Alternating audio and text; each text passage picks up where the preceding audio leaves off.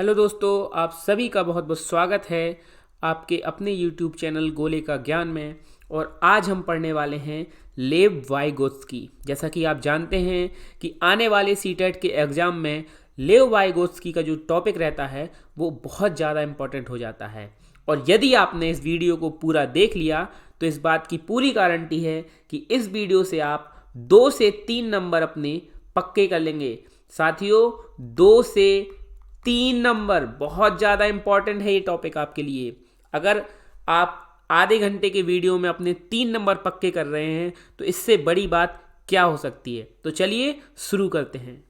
लेव वाइगोत्स्की के बारे में पढ़ने से पहले आइए जान लेते हैं कि क्या है निर्मितवाद या रचनावाद।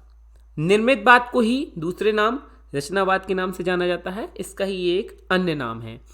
तो साथियों, निर्मितवाद जो है वो मनोविज्ञान की एक ऐसी ब्रांच है, ऐसी शाखा है जिसका मानना यह है कि बच्चे रटंत विद्या से नहीं सीखते, यानी वो किसी किताब को रटकर नहीं सीखते, वो रट्टू तोता नहीं होते, बल्कि वो अपने ज्ञान का निर्माण, अगर बात करें ज्ञान का जो है वो निर्माण स्वयं करते हैं।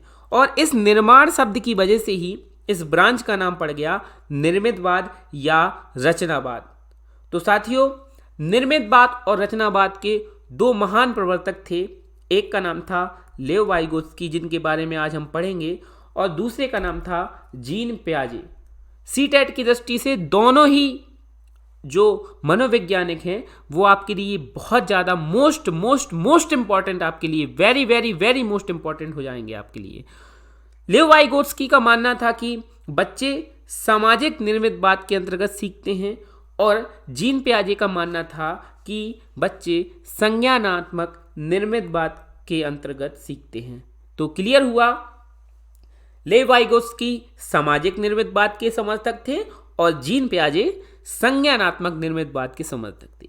तो चलिए दोस्तों, अब हम शुरू करते हैं लेव वाइगोत्स्की का आज का लेक्चर।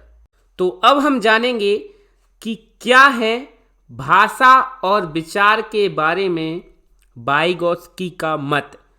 वाइगोत्स्की किसको ज़्यादा इंपॉर्टेंट मानते हैं, भाषा को या विचार को? कई बार हम वाइगोत्स्की और जीन पियाजे में कंफ्यूज हो जाते हैं। आज आप पढ़िए कि क्या है वाइगोत्स्की का मत। आने वाले वीडियोस में मैं आपको बताऊंगा कि पियाजे का मानना क्या है। तो दोस्तों, वाइगोत्स्की मानते हैं कि भाषा अधिक महत्वपूर्ण होती है। भाषा अधिक महत्वपूर्ण होती है। उन्होंने भाषा को पहले माना है, विचार को बाद में माना है। यानी उनका मानना है कि भाषा पहले है, विचार बाद में है। भाषा होगी तब विचार प्रकट कर पाएंगे। आइए दोस्तों, इसको हम 2 सिचुएशंस के हिसाब से क्लियर करते हैं कि क्या पहले है क्या बाद में। इसके लिए वाइगोत्स्की ने 2 सिचुएशन बताई। एक सिचुएशन उन्होंने बताई 2 वर्ष से कम उम्र के बच्चे के लिए, और एक सिचुएशन बताई उन्होंने 2 वर्ष से अधिक उम्र के बच्चे के लिए। तो देखिए साथियों, जब बच्चा 2 वर्ष से कम का होता है, शुरुआत के 2 वर्ष में जो बच्चा है वो उसमें भाषा और विचार अलग अलग होते हैं। यानी भाषा अलग होती है और विचार अलग होते हैं, लेकिन फिर भी जो भाषा होती है वो विचार से ज़्यादा इंपॉर्टेंट होती है। कैसे? देखिए, अगर बच्चा रो रहा है, ठीक है, तो 2 वर्ष से पहले अगर वो रो रहा है तो हम ये समझ सकते हैं कि या तो उसको भूख लगी है या सुसु पोटी वगैरह करना चाहता है। तो इस प्रकार से हम समझ सकते हैं, या उसको गर्मी लग रही है या ठंड लग रही है, कुछ भी चीज़ वो सिर्फ और सिर्फ रोकर ही प्रकट कर सकता है, क्योंकि उसमें शाब्दिक भाषा की कमी होती है। 2 वर्ष से पहले उसके लिए जो भाषा है, अपने विचारों को प्रकट करने का साधन है, वो सिर्फ एक ये है कि वह रोकर ही अपने जितने भी विचार हैं वो प्रकट कर सकता है। लेकिन क्योंकि उसमें शाब्दिक भाषा की कमी होती है, इसलिए हम नहीं जान पाते कि असली वजह उसके रोने की क्या है। अब जब वो बड़ा होता है, 2 वर्ष के बाद जब वो 2 साल क्रॉस कर जाता है और कुछ शाब्दिक उसके अंदर शाब्दिक भाषा आ जाती है, बोलना सीख जाता है, तो अगर वो रोता है या फिर उसके साथ कोई भी प्रॉब्लम होती है, वो आपको तुरंत आकर बता देगा कि बगल वाले भैया ने मुझे मार दिया या बगल वाले भैया ने मेरी चॉकलेट छुड़ा ली। तो इस तरह से उसके अंदर उमड़ने वाले जो भी विचार थे उसको उन्होंने अपनी शाब्दिक भाषा से व्यक्त कर दिया। विचार 2 वर्ष से पहले भी थे, जब वो 2 वर्ष का नहीं हुआ था, 2 वर्ष से छोटा था, तब भी उसके अंदर विचार थे, और 2 वर्ष के बाद भी उसके पास विचार थे, लेकिन विचारों को व्यक्त करने के लिए नहीं थी उसके पास शाब्दिक भाषा। तो यहां से क्लियर हुआ दोस्तों कि भाषा जो होती है वो विचारों से पहले होती है। अगर भाषा नहीं है तो हम अपने विचारों को प्रकट नहीं कर सकते।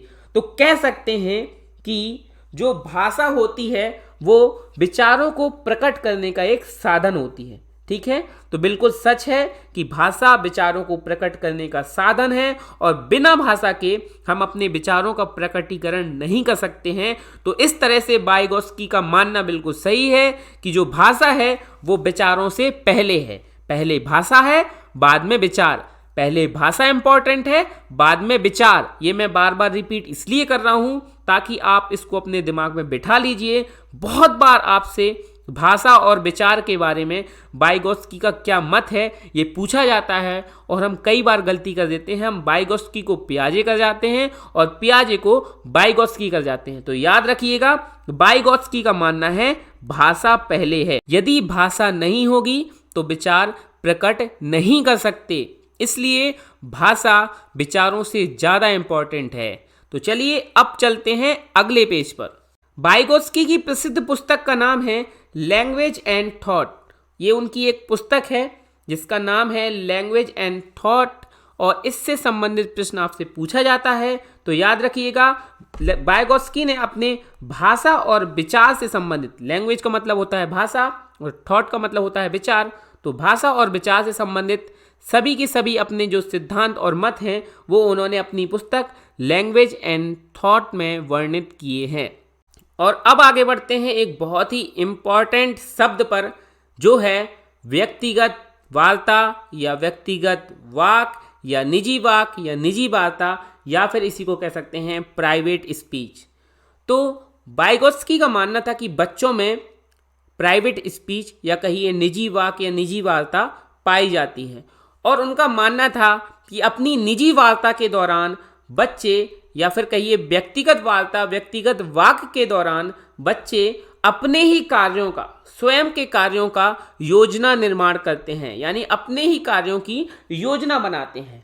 उनका मानना था कि बच्चा खुद से बात करते हुए अपने कार्यों की योजना बनाता है कि वो क्या करेगा, ऐसे करेगा, इस काम को वैसे करेगा, दिन भर ये करेगा, ऐसा करेगा, यहाँ जाएगा, वहाँ जाएगा, ये खाएगा। इस तरह से वो स्वयं से बात करते हुए योजना बनाता है। आपने देखा होगा कि जो वयस्क लोग होते हैं, जैसे अगर उनको कोई काम करना है, अगले दिन हमें मॉर्निंग में किसी काम को करना है, तो हम रात को ही मन अपने आप चुपचाप से बात करते हैं और अपने कार्यों की योजना बना लेते हैं कि मैं सुबह 7 बजे उठकर वहाँ जाऊँगा, ऐसा कर लूँगा, वैसा कर लूँगा। इस तरह से जो वयस्क होते हैं वो मन में ही चिंतन करके चुपचाप से अपने कार्यों की योजना बनाते हैं। लेकिन वहीं आपने देखा होगा, आपके घर में ही अगर कोई बच्चा हो या आसपास पड़ोस में कोई बच्चा हो, तो बच्चे क्या करते हैं कि किसी स्थान पर खड़े हो जाएंगे, अपने मन ही मन बातें करेंगे, या घूमते फिरते हुए बातें करेंगे। या कई बार ऐसा होता है कि आपने बच्चों को देखा होगा, हम सीढ़ी चढ़ रहे हैं, हमारे साथ कोई अगर बच्चा चढ़ रहा है तो मन ही मन बोलेगा कि अब मैं 2 सीढ़ियाँ चढ़ूंगा, एक साथ वो जंप मारेगा, कहीं कुछ करेगा, और इस चीज़ को वो अपनी व्यक्तिगत वाक के दौरान बोलता जाता है। और वयस्क क्या करते हैं, इसका ठीक उल्टा करते हैं। वो भी कार्य की योजना बनाते हैं, लेकिन वो अपने कार्यों की योजना मन ही मन अंदर चुपचाप बना लेते हैं। तो यहाँ से हमने जाना कि बच्चों में व्यक्तिगत वाक पाई जाती है। अब आगे बढ़ते हैं अगले पेज पर, और अब हम बात करते हैं खेल के बारे में। तो वाइगोत्स्की ने अपने सिद्धांतों में खेल को बच्चों के लिए बहुत ही ज़्यादा महत्वपूर्ण माना है, क्योंकि वाइगोत्स्की का मानना था कि जो खेल होता है उससे बच्चों में कई प्रकार के गुणों का, कई प्रकार के नैतिक मूल्यों का निर्माण होता है। जैसे कि बच्चों में सामूहिक भावना का निर्माण होता है। सामूहिक भावना का मतलब है कि बच्चे जब समूह में खेलते हैं तो उनके अंदर एक दूसरे की मदद करना, एक दूसरे के साथ खेलना, एक दूसरे के साथ रहने की जो आदत है, जो नैतिक मूल्य होते हैं, उनका निर्माण होता है। साथ ही साथ जब बच्चा कभी किसी खेल में हार रहा है तो उसको किस तरह से निर्णय लेना है, निर्णय लेने की उसकी जो क्षमता होती है, उसका भी विकास होता है। साथ ही साथ वाइगोत्स्की ने माना कि जो खेल होते हैं वो बच्चों में ZPD में बहुत ज़्यादा सहायक होते हैं। ZPD में खेल बच्चों के लिए बहुत ज़्यादा सहायक होते हैं। क्या है ये ZPD? इसके बारे में हम आगे आने वाले पेजेस में, वीडियो में आगे हम इसके बारे में डिस्कस करने वाले हैं, तो वीडियो को बिल्कुल लास्ट तक देखिएगा। तो अब जानते हैं दोस्तों वाइगोत्स्की के द्वारा दिए गए कुछ महत्वपूर्ण शब्द, जिनमें से हैं MKO, ZPD और स्कैफोल्डिंग। तो जैसा कि आप स्क्रीन पर देख पा रहे हैं, MKO का मतलब है मोर नॉलेजेबल अदर। इसका मतलब है कि ज़्यादा ज्ञानी दूसरा, कोई ऐसा व्यक्ति जो हमसे ज़्यादा ज्ञानी हो, हमसे ज़्यादा नॉलेज रखता हो, वो कहलाएगा MKO। अगला इनका शब्द है ZPD। क्या है ये ZPD? ZPD का अर्थ होता है zone of proximal development. Zone of proximal development को हम हिंदी में बोल सकते हैं संभावित नज़दीकी या समीपस्थ विकास का क्षेत्र। जब हम वाइगोत्स्की के सिद्धांतों को पढ़ते हैं तो ये कुछ महत्वपूर्ण शब्द होते हैं जिनके बारे में समझना, क्या होता है इनका अर्थ, ये हमें बहुत ज़्यादा इम्पॉर्टेंट हो जाता है। अगला इनका शब्द है स्कैफोल्डिंग। स्कैफोल्डिंग का मतलब होता है मचान, पाड़ या फिर ढांचा निर्माण। तो क्या होता है MKO, क्या होता है ZPD, क्या होता है स्कैफोल्डिंग? चलिए अगले पेज पर चलते हैं और जानते हैं इन सभी के बारे में। तो आइए दोस्तों जानते हैं क्या होता है मोर नॉलेजेबल अदर यानी MKO। इसका अर्थ होता है ज़्यादा ज्ञानी दूसरा, यानी कि इसका मतलब होता है कि ऐसा कोई भी व्यक्ति जो हमसे ज़्यादा जानता हो। आप स्क्रीन पर देख पा रहे हैं कि वह प्रत्येक व्यक्ति जो हमसे ज़्यादा जानता हो वो कहलाएगा हमारे लिए MKO, यानी कि मोर नॉलेजेबल अदर। वो कोई भी हो सकता है। अगर हम एग्जाम्पल की बात करें तो हमारे माता पिता होते हैं, वो हमें कुछ ना कुछ सिखाते हैं, उनके पास हमसे ज़्यादा ज्ञान होता है और हम उनको देखकर ही, उनसे सीखकर, उनका अनुकरण करके हम कुछ ना कुछ अपने जीवन में सीखते हैं। ठीक है। इसके अलावा हमारे पड़ोसी, आस पड़ोस का कोई भी व्यक्ति हो सकते हैं, हमारे अभिभावक परिवार का कोई भी व्यक्ति, भैया बहन, इसके अलावा दादा दादी, नाना नानी, चाचा चाची, कोई भी व्यक्ति जिससे हम कुछ सीख रहे हैं, जिसके पास हमसे ज़्यादा ज्ञान है, किसी भी टॉपिक, किसी भी सब्जेक्ट, किसी भी चीज़ के बारे में अगर उनके पास हमसे ज़्यादा ज्ञान है तो वो हमारे लिए MKO मोर नॉलेजेबल अदर हो जाएंगे। इसके अलावा हमारे साथ पढ़ने वाला सहपाठी, मान लीजिए हमारा कोई दोस्त है, उसको हमसे ज़्यादा मैथ आती है तो हम उससे मैथ सीख सकते हैं ना, तो इसलिए वो हमारे लिए MKO हो जाएगा। मैथ क्या, कोई भी सब्जेक्ट अगर हमसे बेहतर उससे बनता है तो हमारे साथ पढ़ने वाला सहपाठी भी हमारे लिए MKO यानी कि मोर नॉलेजेबल अदर हो सकता है। तो ये टर्म आपको याद रखना होगा, MKO मोर नॉलेजेबल अदर, ज़्यादा ज्ञानी दूसरा, हमसे ज़्यादा जानने वाला कोई अन्य व्यक्ति जिससे हम, जिसके साथ रहकर हम सामाजिक क्रिया कर सकते हैं, अंतःक्रिया कर सकते हैं और हम उससे कुछ सीख सकते हैं, वही कहलाता है MKO। तो क्लियर हुआ। अब बढ़ते हैं ZPD की ओर। तो ZPD का अर्थ होता है जोन ऑफ प्रॉक्सिमल डेवलपमेंट, या कहिए संभावित या नज़दीकी विकास का क्षेत्र। तो साथियों, यह वह क्षेत्र होता है जहां पर पहुंचने के लिए किसी बच्चे को किसी न किसी MKO यानी कि मोर नॉलेजेबल अदर की हेल्प की ज़रूरत पड़ती है। तो आप चित्र में यहाँ पर देख पा रहे होंगे, यहाँ पर एक सर्किल वह क्षेत्र है जहाँ पर पहुँचने की बच्चे की खुद की क्षमता है, और उसके बाद जो सेकंड सर्किल है, बड़ा सर्किल है, वहाँ तक पहुँचाने के लिए बच्चे को किसी न किसी MKO यानी मोर नॉलेजेबल अदर यानी ज़्यादा ज्ञानी दूसरा की हेल्प की ज़रूरत पड़ती है। तो बच्चे की क्षमता और ये जो संभावित क्षेत्र जहाँ पर बच्चा किसी MKO की मदद से पहुँच सकता है, इसके बीच की दूरी ही कहलाती है ZPD यानी कि जोन ऑफ प्रॉक्सिमल डेवलपमेंट। तो साथियों देखिए क्या होता है, मैं आपको यहाँ पर उदाहरण से बताता हूँ कि यदि कोई बच्चा है और उसको हासिल वाले जोड़ होते हैं वो हल करना नहीं आते हैं, वो सिर्फ नॉर्मल जोड़ को हल कर लेता है, उंगली की सहायता से गिनकर वो उनको हल कर लेता है। तो क्या होता है कि अगर हम उसको साधारण जोड़ देते हैं तो वो उसको जोड़ लेता है। अब उसको हमने एक बार हासिल वाला जोड़ हल करने को दिया तो वो पहले जोड़ तो लेगा, लेकिन अब उस हासिल का क्या करना है, उसका प्रयोग हम कैसे करेंगे, उसका प्रयोग वह उस सवाल को हल करने में किस तरह से करेगा, ये उसको नहीं आता। तो वहाँ से हासिल का प्रयोग करने का तरीका बताना, यानी कि हासिल को किस तरह से प्रयोग करना है, ये बच्चे को बताना, यही कहलाएगा ZPD। यानी कि अगर हम उसको हासिल का प्रयोग करने का तरीका बता देंगे तो वो उस जोड़ को हल कर लेगा और अपने लक्ष्य पर पहुंच जाएगा।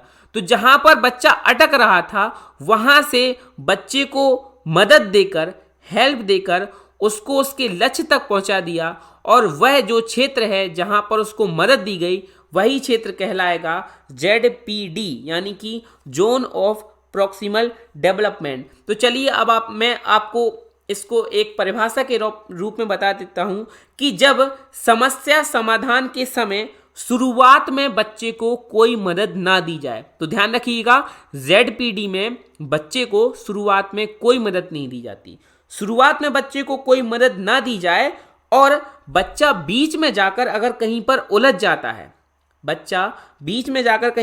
जाता है, तो किसी MKO यानी कि मोर नॉलेजेबल अदर के द्वारा, किसी ज़्यादा ज्ञानी व्यक्ति के द्वारा उसको जो मदद की जाती है, उसको जो हेल्प की जाती है उसके लक्ष्य तक पहुंचाने के लिए, और वो अपना लक्ष्य प्राप्त कर लेता है, तो बच्चे के विकास के क्षेत्र से उसके लक्ष्य के बीच का जो क्षेत्र होता है उसके बीच की दूरी ही कहलाती है ZPD। तो यहाँ से क्लियर हो गया होगा आपको कि बच्चे के पहुंच का जो क्षेत्र होता है, बच्चे के विकास का जो क्षेत्र होता है, उस क्षेत्र से उसको हेल्प देकर लक्ष्य तक पहुंचाने वाले क्षेत्र के बीच की दूरी कहलाती है संभावित या नज़दीकी विकास का क्षेत्र, या ZPD, या फिर कह सकते हैं जोन ऑफ प्रॉक्सिमल डेवलपमेंट। और अब हम जानते हैं क्या है स्कैफोल्डिंग, यानी कि पाड़, मचान, या फिर कह सकते हैं ढांचा निर्माण। तो क्या कहलाता है ये स्कैफोल्डिंग, किस चीज़ को कहते हैं? तो देखिए दोस्तों, अभी हमने पढ़ा कि ZPD में हम बीच में मदद देते हैं, और जो ZPD में मदद दी जाती है वो स्थायी मदद होती है। क्योंकि स्थायी इसलिए होती है कि जहाँ पर बच्चा फंस रहा है, अटक रहा है, वहाँ से लेके उसके लक्ष्य की प्राप्ति तक बिल्कुल लगातार हेल्प दी जाती है। मदद की तब तक की जाती है जब तक वो अपने लक्ष्य पर ना पहुँच जाए। तो ये एक प्रकार से स्थायी मदद होती है जो कि ZPD में की जाती है। अब क्या होता है, स्कैफोल्डिंग में शुरुआती मदद की जाती है। ZPD में हम देख रहे थे कि हम बीच में मदद कर रहे थे, शुरुआत बच्चा स्वयं से करता था, और जब वो बीच में अटक जाता था तो हम बीच में मदद देते थे। लेकिन स्कैफोल्डिंग में क्या होता है, स्कैफोल्डिंग में पाड़ निर्माण के लिए या ढांचा निर्माण करने के लिए शुरुआती मदद की जाती है, और यह अस्थायी मदद होती है। किसी भी MKO यानी कि मोर नॉलेजेबल अदर के द्वारा जब शुरुआत में मदद दी जाए और अस्थायी मदद दी जाए, यानी कि शुरुआत की मदद के बाद बच्चा स्वयं से अपने लक्ष्य की प्राप्ति कर ले, स्वयं से वो चीज़ करना सीख जाए, तो वही कहलाता है स्कैफोल्डिंग। आइए यहाँ पर एक एग्जाम्पल से समझते हैं। जब हम छोटे होते हैं या कोई बच्चा छोटा होता है तो शुरुआत जब उसके चलने की होती है तो माता पिता के द्वारा या फिर घर के परिजनों द्वारा, अभिभावकों द्वारा उसके हाथ पकड़ के उसको धीरे धीरे चलना सिखाया जाता है। यानी कि उसके दोनों हाथों को पकड़ के बहुत ही बैलेंस के साथ उसको चलना सिखाया जाता है। तो ये क्या कहलाती है, शुरुआती मदद। क्या ये मदद जिंदगी भर चलती रहती है? क्या बच्चे को पूरी जिंदगी भर हाथ पकड़ के चलना पड़ता है? बिल्कुल नहीं। शुरुआत में मदद दी जाती है, हाथ पकड़ के चलना सिखाया जाता है, और कुछ दिनों के बाद, कुछ महीनों के बाद ऐसा समय आता है कि वह खुद से बैलेंस करना सीख जाता है और चलना भी खुद से सीख जाता है। तो हाथ पकड़कर चलना सिखाने में शुरुआत में बच्चे को दी गई अस्थायी मदद, और उस अस्थायी मदद के बाद कुछ समय के पश्चात वह अपने आप चलना सीख गया। यही कहलाता है स्कैफोल्डिंग, यानी कि पाड़, या फिर कह सकते हैं मचान, या कह सकते हैं ढांचा निर्माण। ढांचा निर्माण का मतलब ही होता है शुरुआत में बच्चे को मदद देना, और बेस निर्माण यानी उसके ढांचा निर्माण का मतलब होता है कि बेस निर्माण। जब हम घर बनाते हैं तो आपने देखा होगा कि घर में हम सबसे पहले अपना बेस बनाते हैं, यानी कि सबसे पहले जो घर जिस पर आश्रित होना है, जिस पर डिपेंड होना है, सबसे पहले नींव का निर्माण किया जाता है। तो वही नींव या नींव कह सकते हैं, वही कहलाती है ढांचा निर्माण, जो शुरुआत में मदद दी जाए। तो यहाँ पर आप समझ गए होंगे स्कैफोल्डिंग और जेडपीडी काफ़ी हद तक समान है, क्योंकि इनमें भी MKO के द्वारा मदद की जाती है। बस फर्क सिर्फ इतना होता है कि जो स्कैफोल्डिंग है उसमें शुरुआती मदद दी जाती है और ZPD में बीच में मदद दी जाती है। जो स्कैफोल्डिंग की मदद होती है वो अस्थायी मदद होती है, यानी कुछ समय के लिए होती है, बाद में बच्चा स्वयं से सब कुछ करना सीख जाता है। और ZPD की जो मदद होती है वो अस्थायी मदद होती है। देखिए, अगर ZPD की बात करें, ZPD के लिए मैं एक और उदाहरण दूं आपको। तो जैसे अगर मुझे आगरा जाना है, मुझे पता है कि मैं झांसी किस प्रकार से जाऊंगा। मैं कई बार पहले भी झांसी गया हूं, मुझे झांसी तक का रास्ता पता है। लेकिन अब मुझे ये नहीं पता है कि मैं झांसी से आगरा कैसे जाऊं। ठीक है, मुझे ये नहीं पता है कि मैं झांसी से आगरा कैसे जाऊं। तो वहां पर मुझे कैसे भी करके गूगल मैप का यूज करके या फिर किसी ना किसी रास्ते पर किसी न किसी से मदद लेकर आगरा का रास्ता पूछना पड़ेगा। तो शुरुआत तो मैंने स्वयं से की, झांसी तक मैं स्वयं से पहुंच गया, लेकिन बीच में आकर मैं अटक गया। वहां से मैंने आगरा का रास्ता पूछा और पूछते पूछते मैं आगरा पहुंच गया। तो झांसी से आगरा के बीच में जो मेरे द्वारा मदद ली गई, और वो जो बीच का जो क्षेत्र था, बीच का जो एरिया था, वो कहलाएगा ZPD। लेकिन जब हम छोटे थे तो छोटे में जो हम अक्षरों को लिखना शुरू करते हैं, तो आपको याद होगा, हर किसी के साथ होता है कि घर में हमारे माता पिता के द्वारा या विद्यालय में, स्कूल में हमारे टीचर्स के द्वारा हमें हाथ पकड़ के लिखना सिखाया जाता है। तो क्या हाथ पकड़ के लिखना हम जिंदगी भर चालू रखते हैं? जिंदगी भर हम उसी तरह से लिखना चालू रखते हैं? वही हमारा नियम बना रहता है कि हम हाथ पकड़ कर लिखवाएंगे तभी हम लिखेंगे? ऐसा नहीं होता। कुछ समय के बाद इस अस्थायी मदद के द्वारा हाथ पकड़कर जो हमें लिखना सिखाया जाता है, उसके द्वारा कुछ समय के बाद ऐसा समय आता है जो हम खुद से लिखना सीख जाते हैं और फ्लुएंटली लिखना सीख जाते हैं।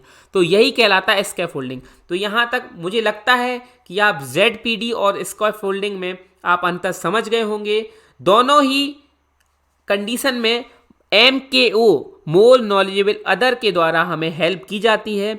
फर्क इतना होता है कि स्कैफोल्डिंग में शुरुआती मदद होती है और वह अस्थायी मदद होती है, जबकि ZPD में मदद बीच में दी जाती है और स्थायी मदद होती है, जो कि लक्ष्य के पहुंचने तक बच्चे को सहायता करती है। तो यहाँ से आपको MKO यानी मोर नॉलेजेबल अदर, ZPD यानी कि जोन ऑफ प्रॉक्सिमल डेवलपमेंट और स्कैफोल्डिंग, तीनों ही चीज़ें आपके क्लियर हो गई होंगी, समझ में आ गई होंगी। और अब हम आगे बढ़ते हैं एक बहुत ही ज़्यादा इम्पॉर्टेंट कथन की ओर। तो वाइगोत्स्की का मानना है कि बच्चे अपने समवयस्कों के साथ अंतःक्रिया करके सीखते हैं। वाइगोत्स्की का कहना था कि बच्चे अपने समवयस्क मतलब हो गया जो उनके आसपास उपस्थित मौजूद MKOs होते हैं, यानी कि जो उनसे ज़्यादा जानने वाले व्यक्ति होते हैं, उनको वाइगोत्स्की ने समवयस्क माना है।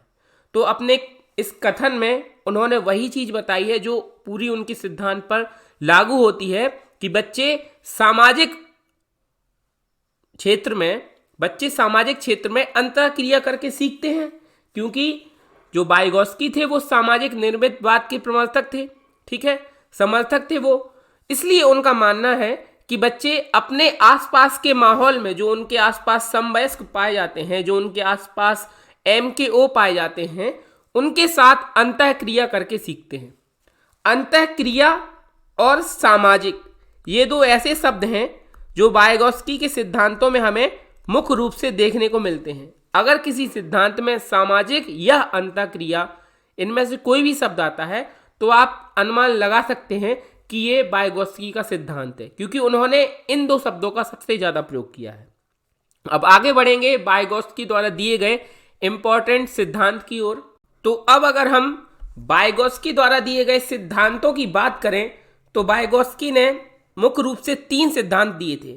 पहला सिद्धांत है सामाजिक सांस्कृतिक विकास का सिद्धांत, दूसरा सिद्धांत है सामाजिक संज्ञानात्मक विकास का सिद्धांत, तीसरा सिद्धांत है सामाजिक संरचना का सिद्धांत। तो देखिए वाइगोत्स्की के सिद्धांतों में हमें कॉमन रूप से सामाजिक शब्द देखने को मिल रहा है, यानी किसी सिद्धांत में जब सामाजिक शब्द जुड़ जाता है तो वो हम कह सकते हैं कि वाइगोत्स्की का सिद्धांत बन जाता है। कैसे, देखिए मैं बताता हूं आपको। जैसे कि ये सिद्धांत है संज्ञानात्मक विकास का सिद्धांत। अभी जब हम आगे पढ़ेंगे पियाजे का सिद्धांत तो वहां हमें देखने को मिलेगा कि पियाजे ने संज्ञानात्मक विकास का सिद्धांत दिया है, लेकिन जैसे ही इस सिद्धांत में सामाजिक शब्द जुड़ जा रहा है, सामाजिक बन रहा है वो सिद्धांत, तो ये बन जाता है वाइगोत्स्की का सिद्धांत और इसका नाम है सामाजिक संज्ञानात्मक विकास का सिद्धांत। यदि हम इस सिद्धांत से हम सामाजिक शब्द को हटा देते हैं, इस तरह से अगर हम सामाजिक शब्द को हटा देते हैं तो ये जो बचा हुआ सिद्धांत है ये बचता है पियाजे का सिद्धांत, यानी कि संज्ञानात्मक विकास का सिद्धांत तो पियाजे ने दिया है, लेकिन अगर हम बात करें कि सामाजिक संज्ञानात्मक विकास का सिद्धांत, तो सामाजिक संज्ञानात्मक विकास का सिद्धांत वाइगोत्स्की ने दिया है। तो यहां पर ये चीज क्लियर हो गई। मैंने अभी आपको बताया कि वाइगोत्स्की के सिद्धांतों में हमें सामाजिक और अंतःक्रिया, ये दो एक ऐसे शब्द हैं, अंतःक्रिया, ये दो ऐसे शब्द हैं जो हमें वाइगोत्स्की के सिद्धांतों में मुख्य रूप से देखने को मिलते हैं। तो इन वर्ड्स पर थोड़ा फोकस रखिएगा, इन वर्ड्स को ध्यान रखिएगा। अगर एग्जाम में कहीं भी इस तरह के वर्ड्स आपको देखने को मिल रहे हैं तो 99% चांसेस है कि वो वाइगोत्स्की का सिद्धांत है। बाकी आप इन सिद्धांतों को जरूर याद रखें। अभी मैंने 3 सिद्धांत बताए। पहला सिद्धांत मैंने बताया सामाजिक सांस्कृतिक विकास का सिद्धांत, दूसरा सिद्धांत मैंने बताया सामाजिक संज्ञानात्मक विकास का सिद्धांत, तीसरा सिद्धांत मैंने बताया सामाजिक संरचना का सिद्धांत। तो ये रहे वाइगोत्स्की के सिद्धांत। और चलिए अब क्विक रिवीजन करते हैं वाइगोत्स्की के जो सिद्धांत रहे हैं, जो बातें रही हैं, इंपॉर्टेंट बातें रही हैं, उनकी ओर हम एक स्पीड में रिवीजन कर लेते हैं। तो देखिए वाइगोत्स्की ने बताया कि भाषा जो है वो विचार से पहले है। उनका मानना था कि भाषा नहीं होगी तब तक विचार प्रकट नहीं कर सकते। इसके लिए उन्होंने 2 वर्ष के बालक का उदाहरण दिया। उन्होंने कहा कि जो बच्चा 2 वर्ष से कम उम्र का होता है, बोल नहीं पाता है, शाब्दिक भाषा नहीं होती है, उसके अंदर चाहे जितने भी विचार होंगे वो अपने विचारों को सिर्फ रोकर ही प्रकट कर सकता है, किसी शाब्दिक भाषा से प्रकट नहीं कर सकता है। वहीं जब बच्चा 2 वर्ष से ज़्यादा का हो जाता है तो उसके अंदर शाब्दिक भाषा आ जाती है और वह अपने विचारों को प्रकट करना सीख जाता है। तो इस तरह से हम कह सकते हैं कि जो भाषा होती है वो विचार से ज़्यादा इंपॉर्टेंट होती है। जब तक भाषा नहीं होगी तब तक विचारों को प्रकट नहीं किया जा सकता। ये हो गई पहली चीज़। दूसरी चीज़, वाइगोत्स्की ने कहा कि बच्चों में व्यक्तिगत वाक या निजी वाक पाया जाता है। बच्चे खुद से बातें करके अपने ही कार्यों की योजना बनाते हैं। ये हो गई दूसरी बात। अब तीसरी बात जो वाइगोत्स्की ने कही है, उन्होंने खेल को बहुत ज़्यादा इंपॉर्टेंट माना है। उनका मानना था कि जो खेल होते हैं वो बच्चों में समूह की भावना का विकास करते हैं, उनमें निर्णय लेने की क्षमता का विकास करते हैं, साथ ही साथ उनमें ZPD यानी कि जोन ऑफ प्रॉक्सिमल डेवलपमेंट होता है, यानी जो बच्चों की पहुंच से दूर होता है उस तक पहुंचने में सहायक होते हैं। हम जानते हैं ZPD क्या है, तो ZPD के बारे में हमने भी डिस्कस किया था कि ZPD जो होता है वो ये है कि जब बच्चा किसी एक क्षेत्र में विकास स्वयं से कर सकता है और उसको शुरुआत में सहायता ना दी जाए, जब बच्चा बीच में फंस जाए, हम उसकी अगर हेल्प करते हैं, किसी MKO के द्वारा उसकी मदद की जाती है, तो वह उस क्षेत्र को प्राप्त कर सकता है जो उसकी पहुंच से दूर है। अपने लक्ष्य की प्राप्ति वो उस मदद के द्वारा कर सकता है और वो दी गई मदद जिस समय अंतराल या जिस क्षेत्र के बीच में वो जो मदद दी जाती है उसको लक्ष्य तक पहुंचाने के लिए, तो वही कहलाती है ZPD।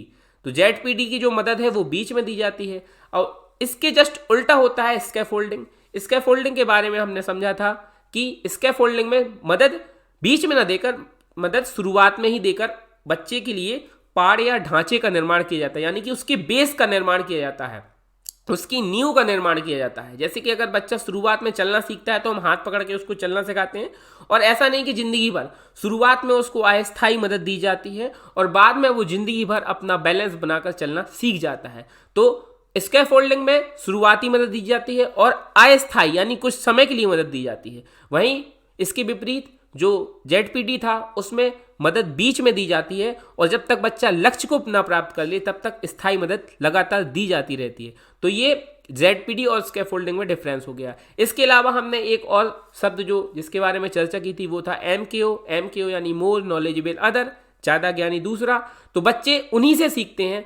देखिए इसमें उनका कथन भी साथ में ले लेते हैं, बच्चे अपने समवयस्कों के साथ अंतःक्रिया करके सीखते हैं। अब वो समवयस्क कौन है? वो समवयस्क है ज़्यादा ज्ञानी दूसरा। ज़्यादा ज्ञानी दूसरा यानी MKO, उनके माता पिता, उनके पास पड़ोस के लोग, उनसे ज़्यादा जानने वाला कोई भी वो व्यक्ति जो उन्हें कुछ सिखा सकता हो, जिससे वह कुछ सीख सकते हो, वो हमेशा उनके लिए MKO कहलाएगा। चाहे वह उनका साथ में पढ़ने वाला क्लासमेट सहपाठी ही क्यों ना हो, अगर वो किसी सब्जेक्ट में उससे ज़्यादा जानता है तो वो उसके लिए MKO होगा। तो ये चीज़ क्लियर हुई, सब कुछ क्लियर हो चुका है। मुझे लगता है सब कुछ जो कुछ भी था आज हमने जो कुछ पढ़ा उसका जो इम्पॉर्टेंट सार था वो जल्द से जल्द हमने स्पीड में रिवीजन कर लिया है। और अंत में लेव वाइगोत्स्की के जो सिद्धांत आप स्क्रीन पर देख पा रहे हैं, सामाजिक विकास का सिद्धांत, सामाजिक सांस्कृतिक विकास का सिद्धांत, संज्ञानात्मक विकास का सिद्धांत जो कि सामाजिक संज्ञानात्मक विकास का सिद्धांत है जो लेव वाइगोत्स्की ने दिया है,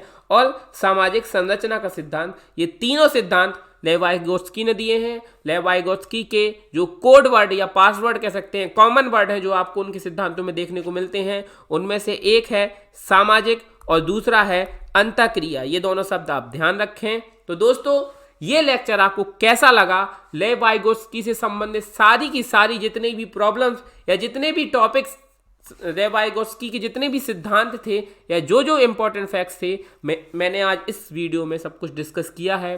तो कमेंट करके ज़रूर बताइएगा, और अगर आप नए हैं इस चैनल पर तो चैनल को ज़रूर सब्सक्राइब करिए। आने वाले सीटेट एग्जाम में मैं आपकी सारी की सारी सहायता, मनोविज्ञान से संबंधित जितनी भी सहायता है, जितनी भी हेल्प आपको चाहिए है, मैं सब कुछ आपको करवाने के लिए तैयार हूँ। बस आप चैनल को शेयर करिए, वीडियो को लाइक करिए, चैनल को सब्सक्राइब करिए और अपने दोस्तों तक जिनको इस चैनल के बारे में जानकारी नहीं है सभी तक इस चैनल को ज़रूर पहुँचाएँ। Thank you very much.